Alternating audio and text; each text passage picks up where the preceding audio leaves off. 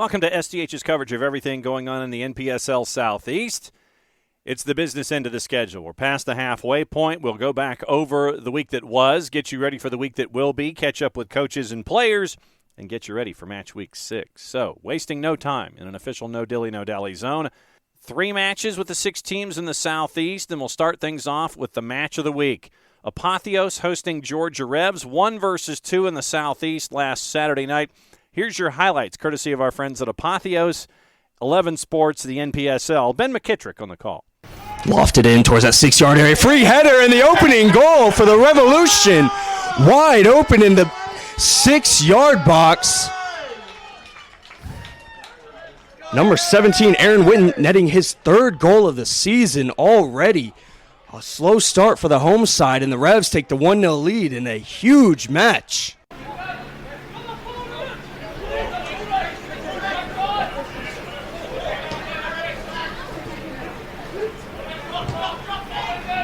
Ball through. Here's Okonkwo with the shot, and it creeps into the far post. Out of nothing, Apotheos level the game through Okonkwo. And look at him doing the little celebration. Found himself a ton of space at the 18-yard box and went with a Mesut Ozil-type finish over the keeper to creep into the back of the net. 1-1. Intercepted by the Revs. Char looking long diagonal towards Guest. He's the danger man. Defended by Timbadu. On his right foot, Guest gets ahead of his man. Guest with the shot and the goal. 2-1 Georgia Revolution as Guest gets his 4th goal of the season. A lovely move. And he wasn't going to miss from there, was he? Beautiful strike into the top corner of the far post. So look towards Blake White. Here's Amoko out on the right flank. He's on his left foot. Fakes the cross to Sumo. Now goes for goal. Good effort. Swerving and into the back of the net. Amoko with his hands up. A fantastic effort.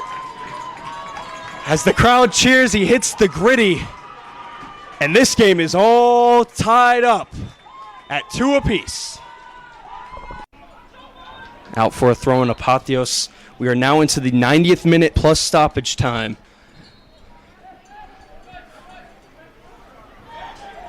Here's White. White on the right foot. A great strong effort into the back of the net. How about that for an effort? And Apotheos lead in the dying moments of this game. 3-2. Have yourself a strike. Blake White on the half volley. 3-2 win at the death for Apotheos, and they stay at the top of the ladder in the Southeast. Other action, Appalachian FC over 865 Alliance at Ted Mackerel by the final of 2-1. We'll catch up with both coaches coming up in short order.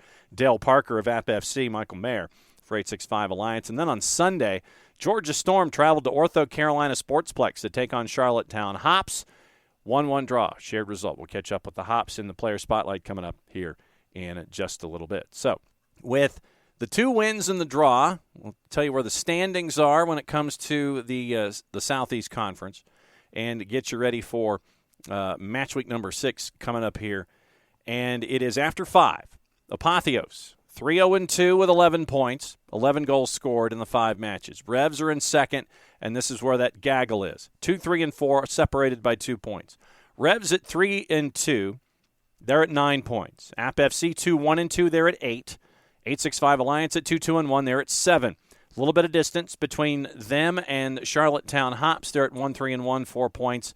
And the last team in the table is the Georgia Storm. They're at 0-3-2, 2 points on the season so far this year. Points per game average at 0.4. So let's get you into the schedule and let you know where folks are going to be this week. And once again, we always remind you that if you are in market and can catch the action in the NPSL Southeast, please do support your local clubs and get to see the next wave of players that want to make their way into increased divisions and other locations as well as they continue to further their careers. All the matches are on Saturday this week. 7 o'clock starts for all 3. 865 Alliance in Hardin Valley is hosting Charlottetown Hops. North Cobb Christian Apotheos hosting Georgia Storm, and the Georgia Revs hosting App FC. Speaking of App FC, here's head coach of Appalachian FC, Dale Parker. We caught up with him to find out what he thought about the match at Ted Mackerel against 865 as he gets ready for the second half of the season. Down 1-0 to come back to win it 2-1. Now that you've had a couple days to kind of digest what happened, what are some of your takeaways? I thought we played really well on the night, in particular in the first half. A really, really dominant performance. We kept control of the ball. I think 865 ventured into our half once or twice in the first half. And unfortunately for us, scored off of sort of a rebound and set piece, and really it upset our rhythm a little bit as we went into half time. But the message was simple at half time: can we just emulate what we just done and just be a little bit more potent in front of goal? We missed an open goal with an unbelievable clearance off the line from them earlier on in the first half. So it's just more of the same. And then I think eventually, when you keep banging the door, eventually it'll fall down and you'll get the goals that you need. And I think second half we were able to do that. It didn't really feel too much of a threat for the majority of the game until we scored that second goal. And then naturally you try and protect. We scored it at an awkward time with I think it was 15, 16 minutes left. So it's that weird time where do you chase down the third or do you protect and make sure you ensure you get the 3 points. But yeah, it was a good performance from us, probably our best of the season yet. And hopefully now we can kick on from that. And the other thing that I'm noticing is that you're getting a lot of production from a lot of different places. And I think that forces everybody else to sit there and have to commit to and account for a lot of different folks for you this year. I think that says a lot.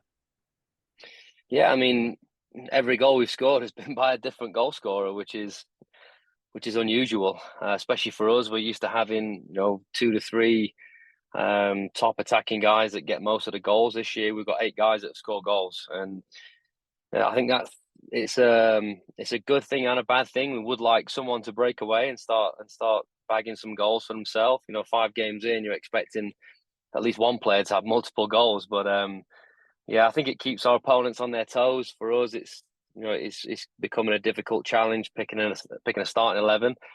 But eventually we're going to need someone to step up and start taking that responsibility a little bit more selfishly. And now you've got to prepare for another road trip. If you're going to continue to climb the table, Revs are going to be one of the teams that you're going to have to try to hopscotch if you want a home playoff match after 10 matches. When you look at Revs after another couple of weeks, and now that we're on the business end of the schedule, what do you see? Yeah, they're a good team. I think Jack's mentioned it a couple of times now. Experience in this league is huge. And I think everybody, when you're able to return players and get guys back that you've had in the past that you want to work with for a longer period of time, that certainly helps you. And that's what they're able to do this year. They've got some good returning players. They're more experienced this year. They're better suited when they travel. They have a better game plan against certain teams. And that's what we've noticed when we've watched them. So we expect them to be very, very well prepared on Saturday. The last time we went there was the first game of last season, and we came out flying. And that I think that upset their rhythm at the start of the season and probably hurt them later on in the season. But I think now they've started on the front foot. Them and Apotheos have taken as many points as basically they can get from these early games, and now we've got to go there. Coming from, I think we're a point behind them. We've got to go there. We've got them twice. Obviously, got to play them away and play them at home, but we've got to go there with a good game plan and make sure we come away with something, so that when we play them at home, we're in with a good chance of hopefully getting 3 points and getting past them at some point in the season. We mentioned the matchup with Charlottetown Hops traveling to Hardin Valley to take on 865 Alliance. We caught up with the Hops' Jamie Diluzio in our Player Spotlight this week to find out what it's like to be a part of something being built from the ground up. So, Jamie, first question, what's it like to be with all the Davidson folks with this first-year thing? Yeah, it's amazing. We really say the Davidson family is a serious thing, and it definitely is. Getting to play alongside Matteo Alzate, captain, teammate of mine since I've been 12 years old, and then Eamon Madir, an incoming freshman who's a great player, and getting to teach him alongside him. And then as well, the club being run by Matt Spear, who was my former coach at Davidson, recruited me there, and has just been always an amazing guy guiding me throughout my career. So it's an incredible connection. Couldn't ask for anything more right now. So what's it been like to be a part of something and building it from the ground up? Yeah, it's definitely different. I've never been a part of something like this, but it really makes you feel like you're fighting for something more. You're fighting to, build an identity, build a culture around it. And especially in a place like Charlotte, it's great to represent the city. So it's been great to see the support behind the club. All right, so you get a goal early on in the year, then you're dinged up and you have to sit for a bit, then you come back healthy, you get a goal. So it's almost like bookends here. What have you thought about your play here so far as we hit the halfway point of the season? Yeah, I mean, personally, obviously, it's great to get on the score sheet and then, be able to recover from an injury pretty quickly and get back in there and get another goal. But really, it's, the team has just been playing really well. I feel like we're trending upwards, and Coach Morteza has all the belief in the world in me at the 10 that allows me to excel. So I'm feeling really good personally about my play, but it's obviously, not due, lack of help from teammates and the coach that's just helping me thrive in this environment for sure. Okay, it was a funny story that Matt broke out. Basically, you've got the game day experience there at Ortho Carolina, and you mentioned all of the connections to Davidson and such. And so, what's this I hear about some of your friends making homemade signs and being a part of the match environment? What's this about? Yeah, I mean, it's truly special. I have a lot of good friends from college here, a bunch of new friends I've made in Charlotte since I've been here, and the support they come out and bring is just incredible. I mean, they're making chants with my name in it. They're bringing homemade signs. They're all grouping up, beginning a supporter section. So, I mean, it's really, really awesome to see. Honestly, it's probably the most fun I've ever had playing soccer, thanks to guys like that just being out there and supporting me. So, it's awesome. It's a really fun game day experience. Shared result last week in a 1-1 draw with Georgia Storm there at Ortho Carolina, but you hit the road to a very tough environment at Hardin Valley to take on 865. What has study hall been like getting ready for that one?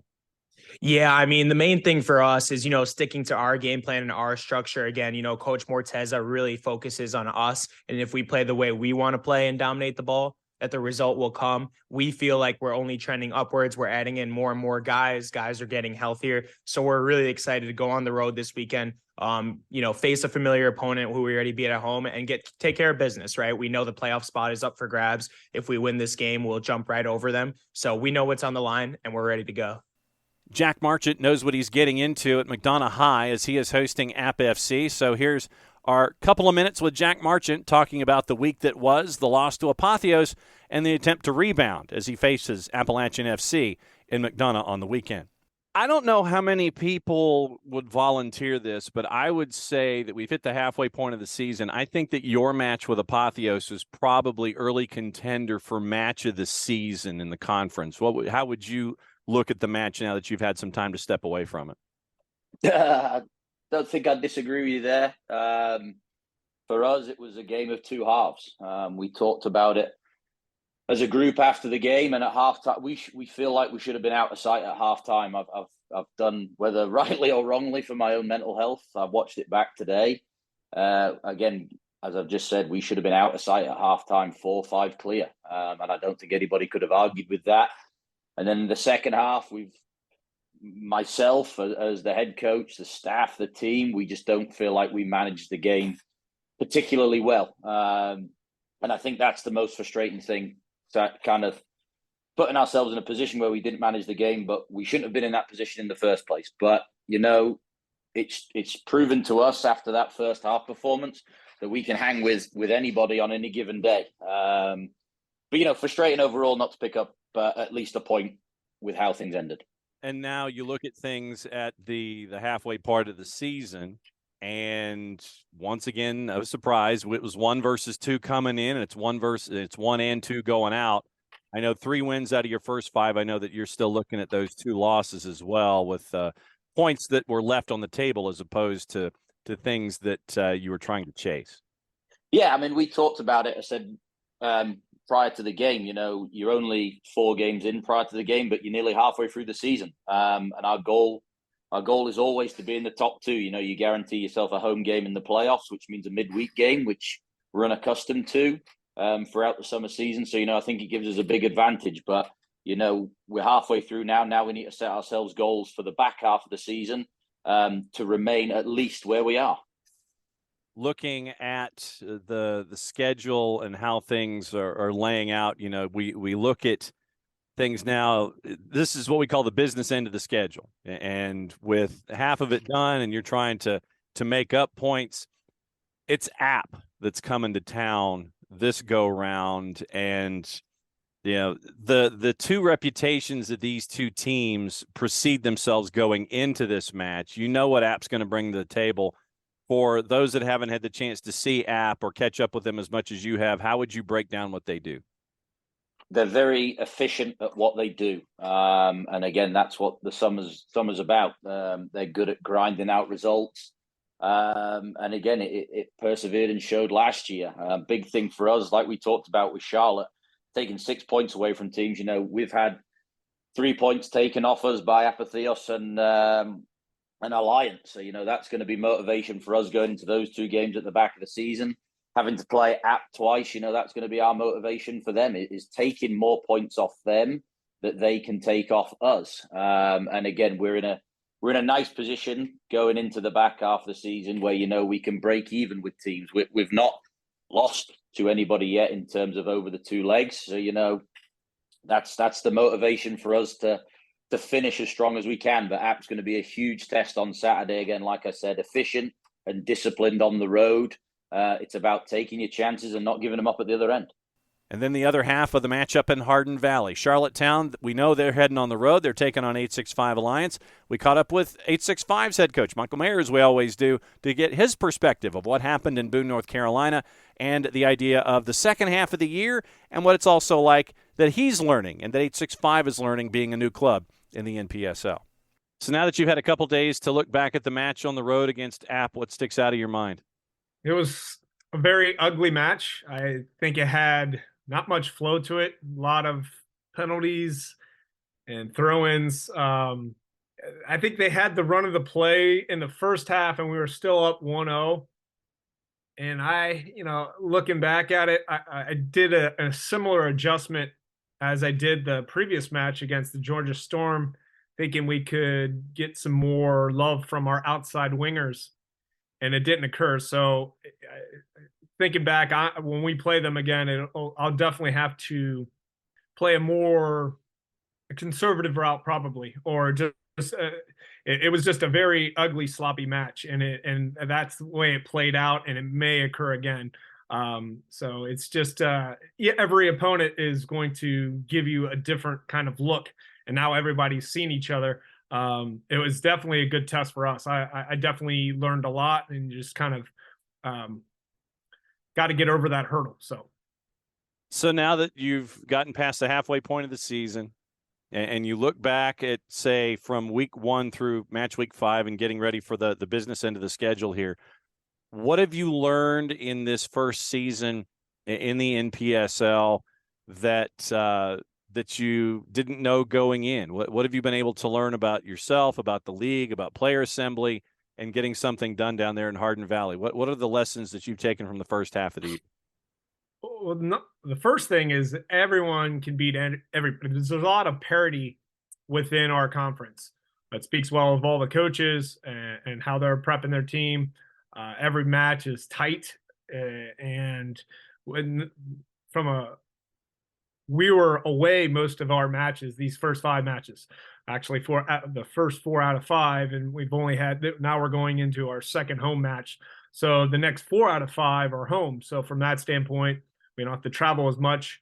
So where we are at the table with 2 wins, 2 losses and a tie, right in the middle of the pack. I keep telling the boys not to pat each other's selves, don't pat themselves on the back, just keep kind of grinding and learn from each match. So this is the second time playing the Hops, and they took it to us the first time. They have some tricky attackers that we are definitely aware of, and we have to make sure we match up tight on them. I was going to ask, you're going up against another first-year franchise here in the NPSL, and I know that there are lessons that can be had from staring at other folks who are in the same kind of a boat as you.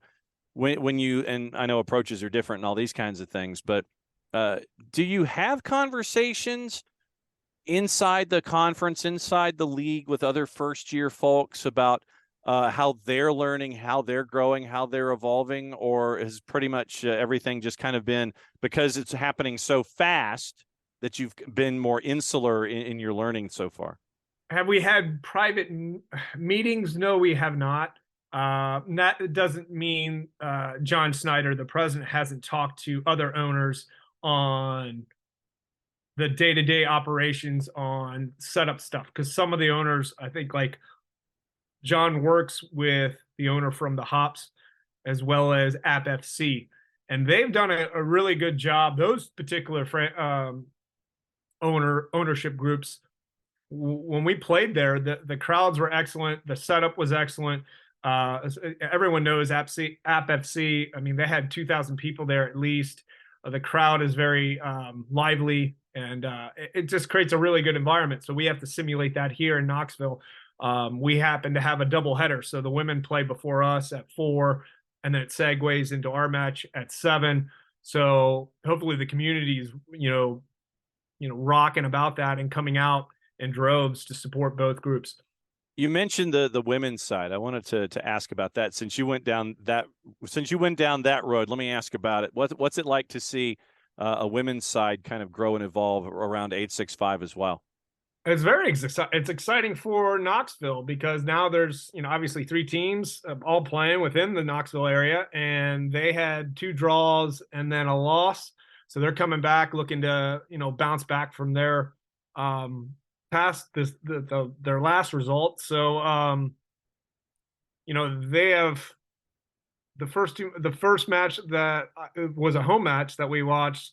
They drew 2-2 against Chattanooga, and it was very enjoyable to watch. And they're going to be very competitive. A lot of those players come from the FC Alliance feeder system, so it's going to be a good thing when both of us are playing at the same time. So hopefully the entire club from FC Alliance, comes out and watches. You mentioned being on the road for most of the first half of the year. Travel is something I think that a lot of folks may not necessarily understand as one of the vital aspects in assembling all the day-to-day part of what's going on with any franchise. What have you been able to learn about traveling in this league? I know that it's that what they've tried to do with reorganization is kind of make the conferences a bus conference, where it's 4 hours here, 4 hours there. You're not traveling 7 or 8. What is it like traveling in the NPSL?